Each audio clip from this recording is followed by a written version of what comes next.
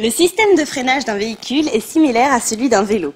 En serrant la manette de frein, la force est transmise à deux plaquettes solidaires au cadre par un étrier qui viennent frotter par pression la partie métallique de la roue du vélo. Le frottement permet de freiner et d'arrêter le vélo.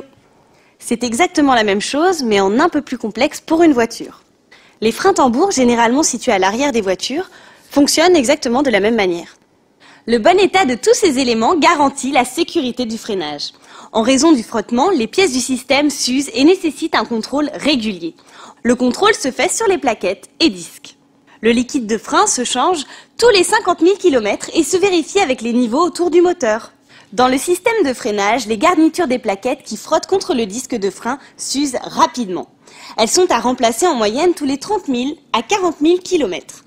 Sur certaines voitures, un témoin lumineux s'allume au tableau de bord, déclenché par un capteur au niveau des freins. Il permet d'avertir l'usure critique. Le meilleur contrôle reste visuel. Voici une plaquette neuve et une autre usée. L'épaisseur de la garniture ne doit pas être inférieure à 2 mm.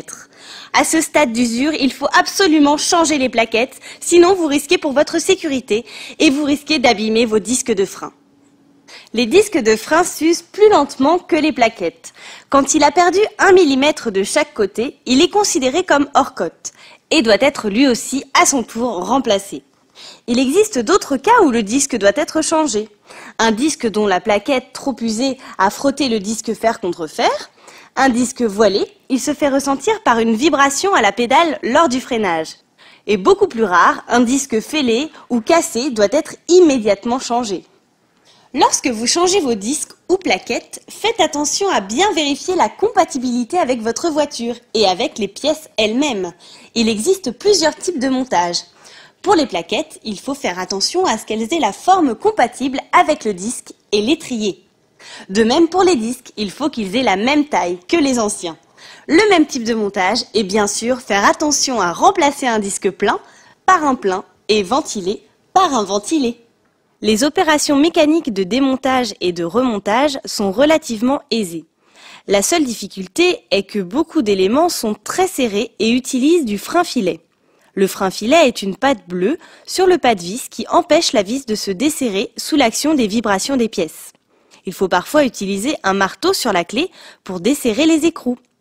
Il faut donc respecter le remontage comme vous l'avez découvert, avec le même frein-filet, et bien resserrer les éléments.